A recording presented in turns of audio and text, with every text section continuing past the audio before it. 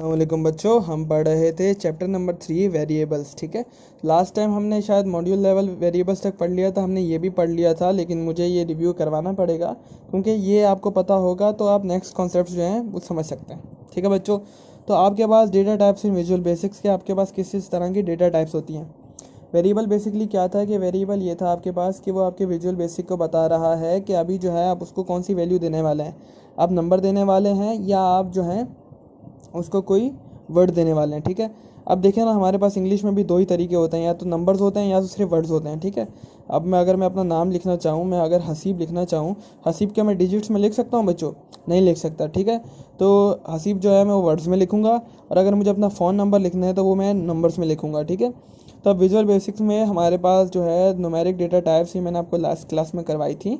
ठीक है, कि हमारे पास जो है क्या क्या तरीके होते हैं कि हम जो है डिक्लेयर कर सकते हैं नंबर्स हमारे। ठीक है, तो नंबर हम जो है byte, integer, long, single, double, currency हम पढ़ चुके थे कि नंबर्स हम इस तरह डिक्लेयर करते हैं।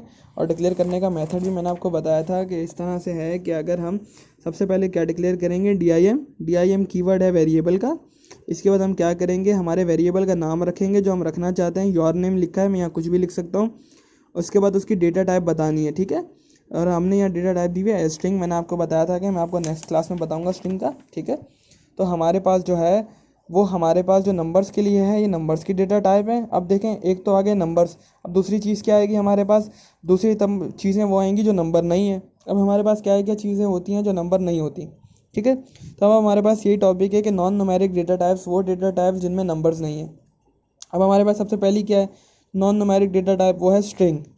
स्ट्रिंग क्या होता है बेटा? स्ट्रिंग होता है हमारे पास जो हम कोई वर्ड लिखते हैं ना, जैसे हमारे पास कोई नेम है, मेरा नाम है सैयद हसीब, मुझे लिखना है सैयद हसीब, लेकिन मैं विजुअल बेसिक में सैयद हसीब लिखूंगा किस तरह?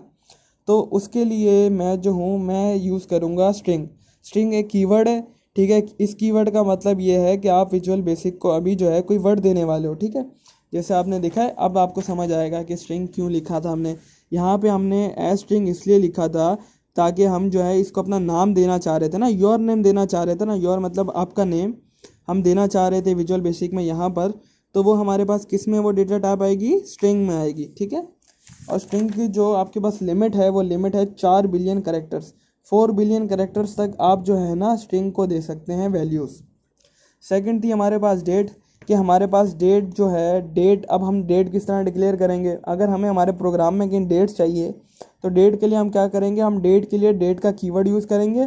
ठीक है, और कीवर्ड जब हम यूज़ करेंगे तो हम क्या कर सकते हैं, विजुअल बेसिक में उस फॉर्म पर हम क्या कर सकते हैं, वो डेट जो है वो उसको डेट दे सकते हैं।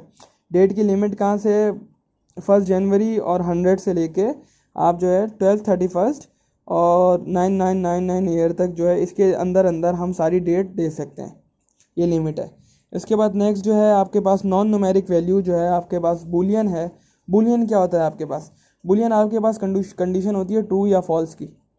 ठीक है, आपको कहीं कोई प्रोग्राम यूज़ करना है, उस प्रोग्राम में आपको अगर कोई कंडीशन यूज़ करनी है ट्रू या फॉल्स की, उसके लिए आप बूलियन यूज़ करेंगे। देखें, जो ज़ीरो होता है ना, ज़ीरो ज़ीरो आपके पास होता है फॉल्स। ठीक है बच्चों, और जो आपके पास -1 होता है वो आपके पास क्या कंडीशन होती है, ट्रू की कंडीशन होती है। ठीक है, तो मेरे पास ट्रू की कंडीशन होगी -1 और ज़ीरो की कंडीशन होगी फॉल्स, और वो मैं कहाँ यूज़ करूँगा, बूलियन में यूज़ करूँगा। ठीक है बेटा, उसके बाद है मेरे पास वेरिएंट। वेरिएंट क्या है हमारे पास, वेरिएंट ये है आपके पास कि वेरिएंट जो है हमारे पास वो डिफ़ॉल्ट कीवर्ड है। देखें, आप ये सारे कीवर्ड लिखेंगे तो वो आपका विजुअल बेसिक समझेगा कि आप क्या उसे देना चाह रहे हो। आप डेट का कीवर्ड यूज़ करोगे तो उसे पता चलेगा कि आप डेट देना चाह रहे हो। आप उसे स्ट्रिंग का कीवर्ड यूज़ करोगे तो उसे पता चलेगा आप स्ट्रिंग देना चाह रहे हो। ठीक है, लेकिन अगर आप कोई भी कीवर्ड यूज़ नहीं करते, जैसे कि मैं आपको यहाँ दिखाता हूँ, जब आप डिक्लेयर कर रहे हैं, देखिए आपने लिखा ना DIM योर नेम, आपने एज स्ट्रिंग लिखा है। अगर आप यहाँ पे एज स्ट्रिंग काट दें और एज स्ट्रिंग ना लिखें तो तब आपके पास क्या खुद ब खुद ही विजुअल बेसिक क्या लिख देगा, एज वेरिएंट लिख देगा। ठीक है, इसके बाद हमारे पास आते हैं operators in visual basic. Operator आपके पास क्या होते हैं, ऑपरेटर का ये मतलब होता है कि जो कोई भी ना अर्थमेटिक फंक्शन है ना, अर्थमेटिक मतलब प्लस माइनस डिवीजन, ये सारी चीज़ें जो कर रहा होता है ना, उसको कहते हैं ऑपरेटर्स। अब हमारे पास कितने तरह के ऑपरेटर्स होते हैं, हमारे पास देखें ये साइन क्या है, ऐड का, ये हमारे पास ऐड ऑपरेटर है, ये हमारे दो नंबर्स ऐड कर रहा है, 10 कर दिया, एडिशन सबको आती है। ठीक है, ये हमारे पास माइनस है, माइनस हमारे पास क्या कर रहा है, सब्ट्रैक्ट कर रहा है, सब्ट्रैक्ट मतलब 10 - 5 रिजल्ट 5। ठीक है, थर्ड है हमारे पास ये वाला ऑपरेटर स्लैश, ये स्लैश ऑपरेटर। स्लैश ऑपरेटर क्या किस लिए यूज़ होता है, हमारे पास डिवाइड के लिए यूज़ होता है। अगर हम 25 को 5 से डिवाइड करेंगे तो हमारे पास आंसर 5 आएगा। नेक्स्ट हमारे पास है बैक स्लैश, ठीक है, ये हमारे पास कहलाता है बैक स्लैश। बैक स्लैश हमारे पास क्यों यूज़ होता है?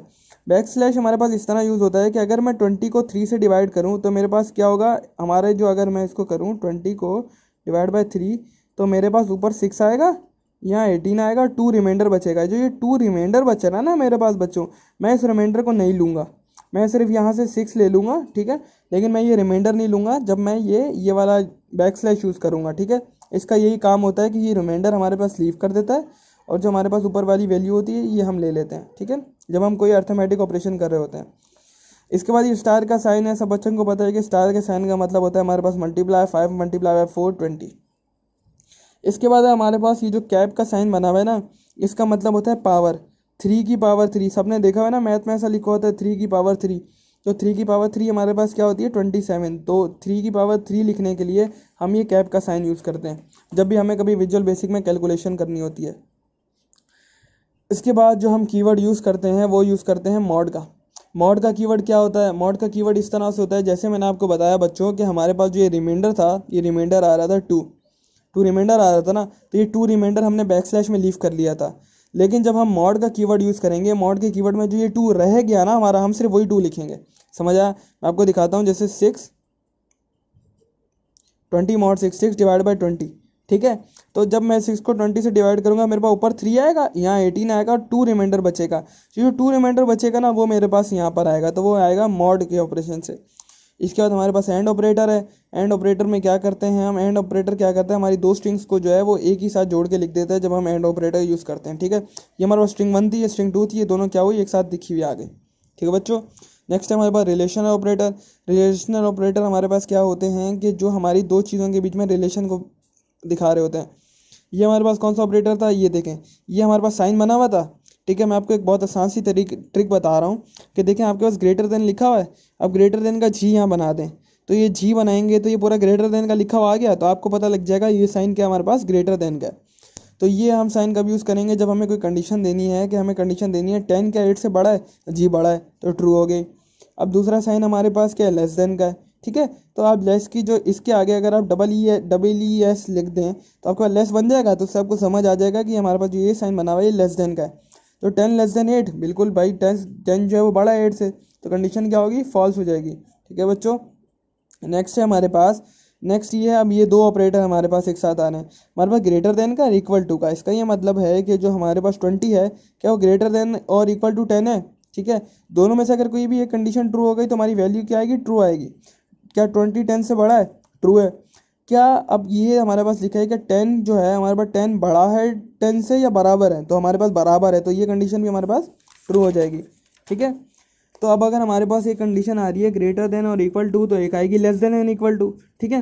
तो ये हमारे पास अगली कंडीशन आ गई लेस देन और इक्वल टू। इसमें क्या है, हम यही देख रहे हैं कि क्या 10 हमारे पास छोटा है 20 से, जी छोटा है, तो कंडीशन ट्रू हो गई। और फिर मैंने दूसरी आपकी समझने के लिए लिखी हुई है, क्या जो 10 है वो छोटा है 10 से और बराबर है 10 से, तो जी बराबर है 10 से, तो ये भी ट्रू होगी हमारे पास, ठीक है। हमारे पास लेस देन आ गई, इक्वल टू आ गई, तो हमारे पास फिर कोई ऐसी वैल्यू आएगी जो नॉट इक्वल टू भी आएगी, ठीक है। नॉट इक्वल टू लिखने का ये साइन है कि आप जो है माउथ क्लोज और माउथ ओपन को जो है एक साथ लिख दें, ठीक है। तो हमारे पास आ जाएगी नॉट इक्वल टू कि 5 नॉट इक्वल टू 4, भाई 5 क्या बराबर है 4 के, नहीं, तो हमारे पास आंसर आएगा ट्रू। नेक्स्ट है हमारे पास इक्वल टू। इक्वल टू का मतलब होता है बराबर, क्या 5 बराबर है 7 के, फॉल्स, ठीक है बच्चों। आपको ऑप्शन यहाँ तक समझ आ गया होगा। इसके बाद आपके पास जो है लॉजिकल ऑपरेटर कौन से होते हैं, दो होते हैं, एक और होता है, एक एंड होता है, ठीक है। अगर मैं कोई कंडीशन लिख रहा हूँ, वो कंडीशन इस तरह से है कि मैं लिख रहा हूँ कि 2 इज इक्वल्स टू 2 और 5 जो है हमारे पास बड़ा है, नहीं 5 छोटा है 4 से। अब देखिए आपके पास दो ऑपरेटर हैं, और ऑपरेटर और एंड ऑपरेटर है। और ऑपरेटर में ये होता है आपके पास कि आपकी दोनों में से अगर कोई एक कंडीशन भी ट्रू है ना, तो आपको जो प्रोग्राम है वो रन करेगा, ठीक है। और अगर एंड में आपके पास दोनों कंडीशन ट्रू होनी चाहिए तभी आपका प्रोग्राम रन करेगा, ठीक है।